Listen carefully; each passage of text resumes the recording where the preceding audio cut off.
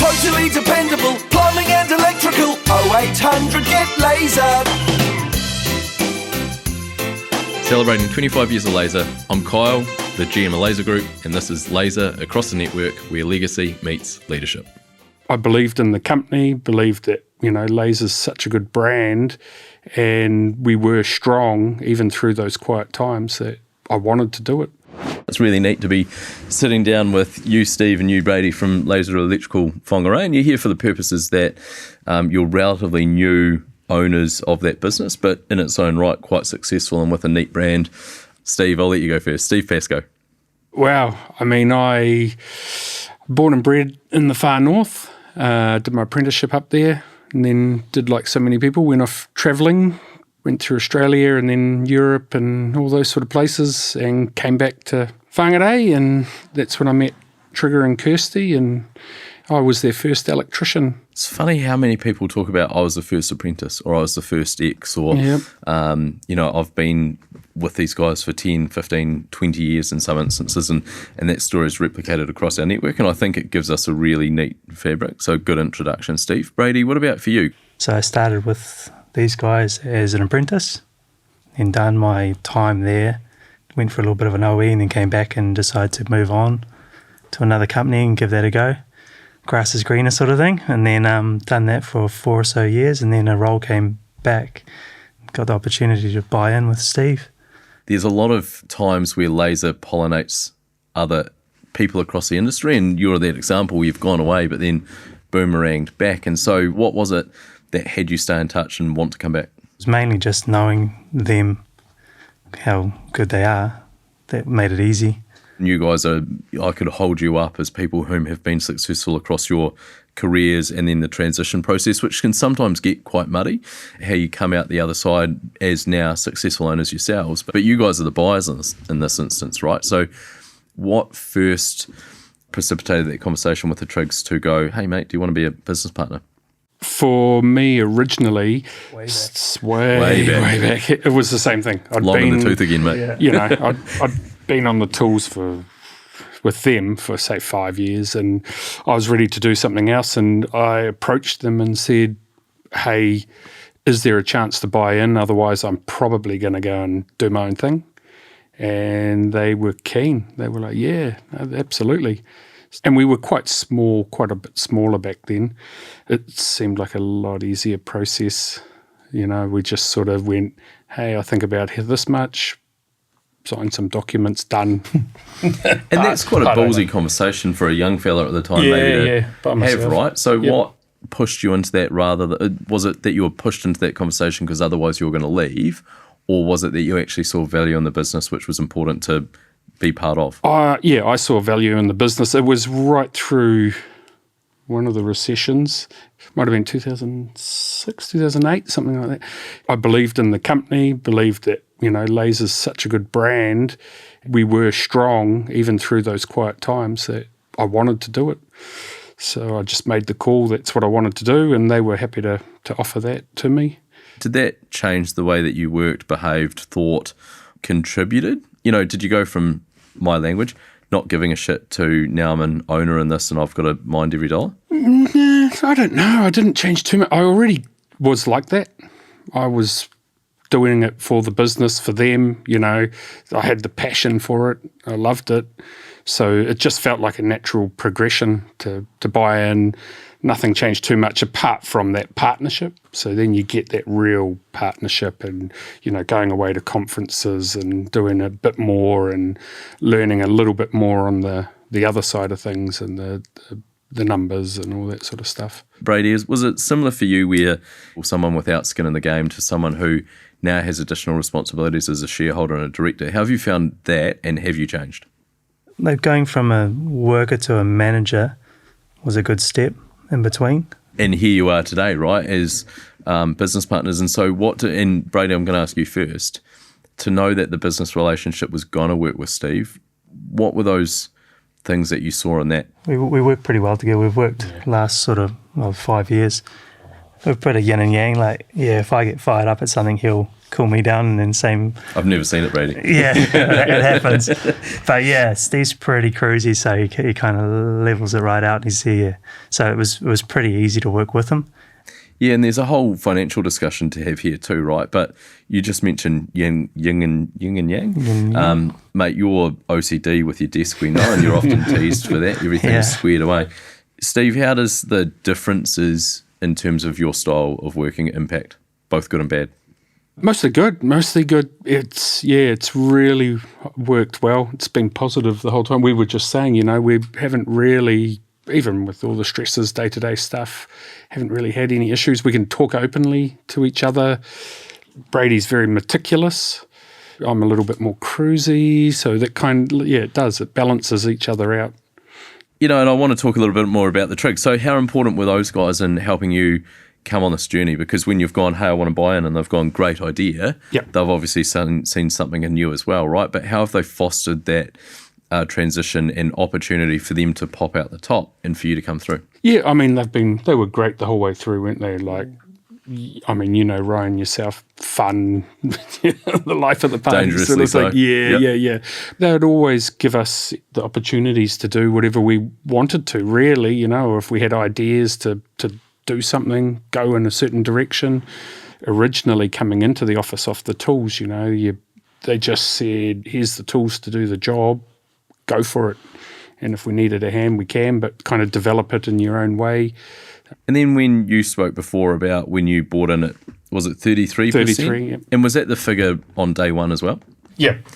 How did you value the business at the time? Can you remember? I was very naive. I had no idea. I was very trusting. I just went... It was a lot smaller company. And lots, yeah. It was only a couple of guys, wasn't it? Yeah, it wasn't huge. But I think they basically priced it and I went for it. And was it as cruisy this time, Brady, or was it... Oh, you've both laughed. The answer's no. So tell us... it's a different beast now. Yeah, and it is a different beast. Or what's different? Or how have you done it? There's just a lot involved. They started with like an ABC kind of valuation, and then we got our own accountant in and done all the books and all that sort of stuff. And then we ended up with two kind of figures. They had their one and we kind of had ours. We just discussed it. It was pretty... In the scheme of things, it was, compared to some others that we've heard about, it was actually... But it was a heck of a lot bigger numbers than originally. Yeah. And it's not to say that the trust isn't there, right? It's just that the scale has changed, and with it, sometimes the methods. Did you need to negotiate, Brady? Mm-hmm. So how did you guys approach that? Because money can quickly spoil a relationship, and you've obviously not done that. Yeah, we sat in our consultation room and just had meetings, just discuss it openly. It was pretty straightforward with that. Obviously, they want to get as much as they can. We need a certain figure we thought was right, but also timing. They wanted to go out a little bit earlier than originally when they thought, so that factored in as well. So it was a lot quicker than we thought we were going to get in there.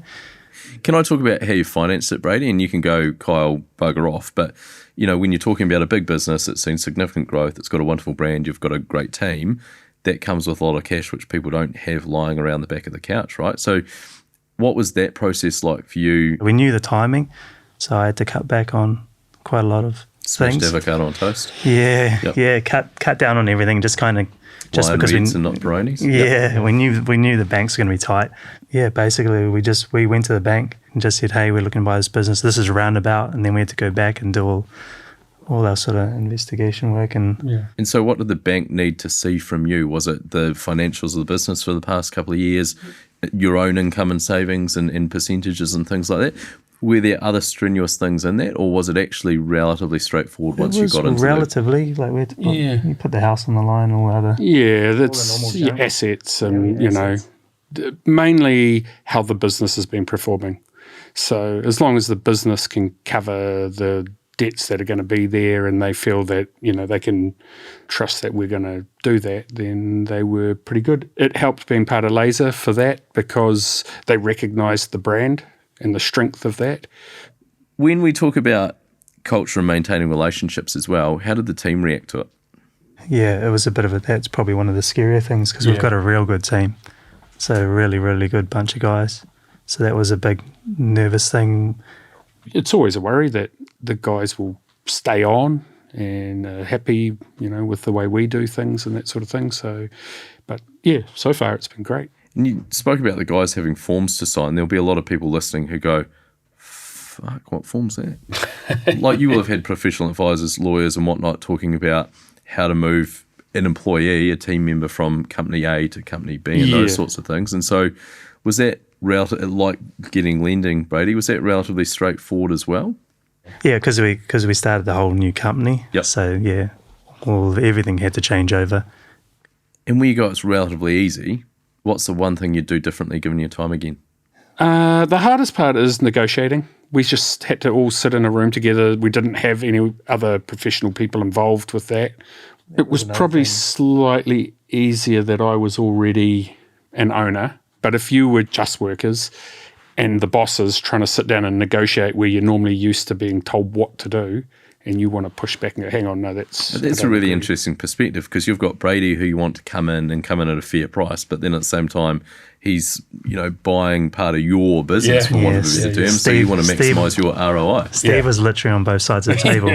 He's buying his own company. Yeah. And then again, how has Laser helped? Ron, I know, spent a lot of time, whether it was across systems or talking to you guys or providing those inputs from ABC, for example, or introductions to. Were there other aspects where Laser was quite instrumental in supporting this process? With Ron and all of that that side of it, getting those systems up to date was so important that, it had to change over straight away and it was ready to go. And also Kirsty was huge in that too, helping set all of that up. The behind the scenes stuff you don't think about, all those things, accounts changing, and so having Kirsty done a ton of that, which was awesome. But then Ron in the background, any questions, anything like that. Yeah. Rattle off three of those things that you wouldn't think about. And a classic example would be a bank account, right? Where someone's got a direct debit. One of your great builders has always paid this guy, this account number. Changing which those still things. happens, still going on. Now. Yeah. And so what are the three other things that people mightn't think about off the bat? Even down to things like insurances and, because we took over the building and everything, and you've got to go through all those processes and all those people and get them all to say yes. Like the insurance company could have said no, or we're going to make this hard, or, a big rigmarole, but they as well, just because it's all under that Laser umbrella rather than just being a completely different company as such. So they went, let's just keep things going the way it is. Now, I want to talk, when you say things rolling on as is, you've probably had an opportunity to, what are those other things where you've put your mark on Laser Electrical Whangārei? Our big thing's efficiency, I think. So we had quite a lot of whiteboards, so things written on office walls that convert into Simpro or the jobs or on their schedules. Whereas, I saw it as a chance to just put everything straight on their schedules, do heaps of job notes and things like that, which was a bit of a different thing for the boys. So and in turn, they've turned around and been really excellent, and they now add job notes and photos and stuff we've been trying to get them to do for a long time. But because we're doing it, they've seemed to do it. One of the things to always consider is the relationships with customers. And I should assume from everything you've said so far, smooth as a gravy sandwich, and it just continued going with the change of a bank account number. Yep. We made sure we caught up with everyone. So we made a point of, going out and having a beer with all the other business owners. And how are you going about growing an already existing and strong brand in your region? Are you taking decisions yourselves to influence those opportunities? We could see a chance to, by being more efficient, the timings and all that sort of stuff, and getting gear for the guys, all those little things which we've kind of started doing now, it's made a massive difference. And then what about door knocking and approaching new customers and trying to grow the top line revenue? Approaching some new builders and things. People, again, we've been in the industry a long time, so I've been reaching out to other guys that we hadn't in the past. They've got their electrician, they've got this thing. Now I'm going, hey, we're here, and getting good feedback. Kirsty and Ryan, as an example, business owners for 25 years, they've probably knocked on those doors and been told no, or knocked on those doors and been told, yeah, maybe, process plans. So you've got to approach things with fresh eyes. And where we've seen people come in now, whether it's as a 33% shareholder, 50-50, or they've bought a business outright, almost that refreshment in the business has come through quite positively from a top-line number. People can approach it almost from a perspective of ignorance. I don't know that I'm going to be told no, and so I'm going to go out and find out. And that's quite an important tool to utilise early in your ownership career, right? So where you go, we're finding our feet, it's been 12 months. What are you doing for the next 2 years in terms of planning out your approach? Again, we basically sit down and have a meeting and see what we think and make a plan and go from there. So is it a directors meeting or is it two blokes catching up for a beer? We do directors meetings, yeah, but we're working in the office. Yep. Yeah, we're always talking, so we're kind of throwing ideas out there all the time. What happens if the shit hits the fan? What provisions have you got to go, well, fuck, I just really don't agree with what Brady's saying at the moment, or vice versa? How do you guys deal with that? Have you got the ground rules? Because we haven't had to do that yet, not really. Yeah, like any marriage. Do you have a shareholders agreement? Yep, we just haven't signed it yet. Oh, right. So you better hope the shit doesn't hit the fan now. Yeah, but what sort of stuff have you put into that, if I can ask? Do you... Just stock standard. Yeah. Again, the biggest thing was being 50-50. Nobody's got that control. Majority. Yeah. So you've got to have other ways to work through this stuff. What's it meant to you guys to be part of a performance group in terms of your careers with Laser as well? It's brilliant. We take so much away from those performance groups and just the people that are in them and their stories and again, how they deal with things and that sort of stuff. Probably more so Brady now because he's new into it. They're awesome. Yeah, you really get the nitty-gritty and find out what's going on with other companies and simple things about apprentices or deals and how things work that we haven't thought of. And then same with us, we tell them what we're doing and same thing. It's awesome. Everyone's dealing with the same stuff, I guess. So if you got things that aren't going well, the other guys have been through it, say, hey, we did this, we did that, whether is something to do with staff, getting more work.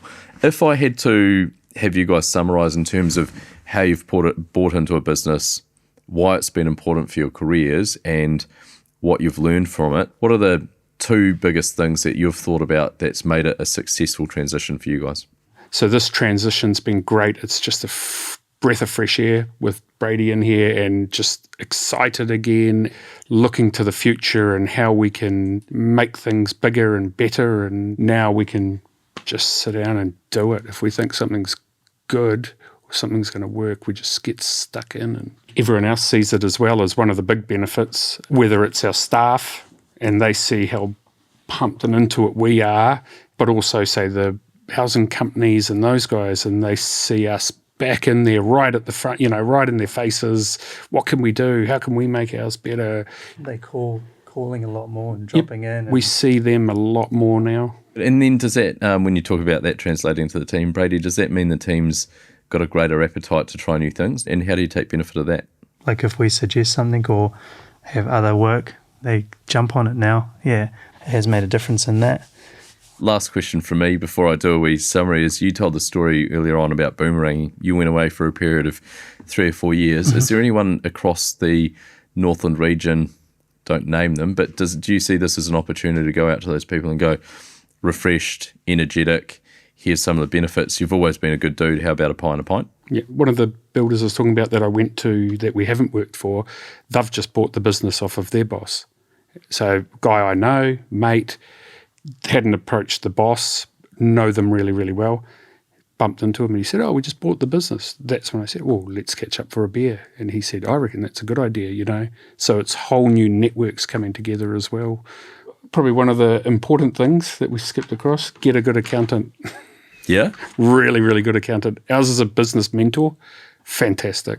Can you tell me about your accountant business mentor? He was just invested in our business, wants to see our business grow as well, has a whole lot of ideas of how we can, make the business better, catch up all the time to go through the numbers, check that we're doing okay. We have to do that anyway for the bank. That was a bonus with the bank. Like in some ways, every 3 months he's got to do a report and send it to the bank.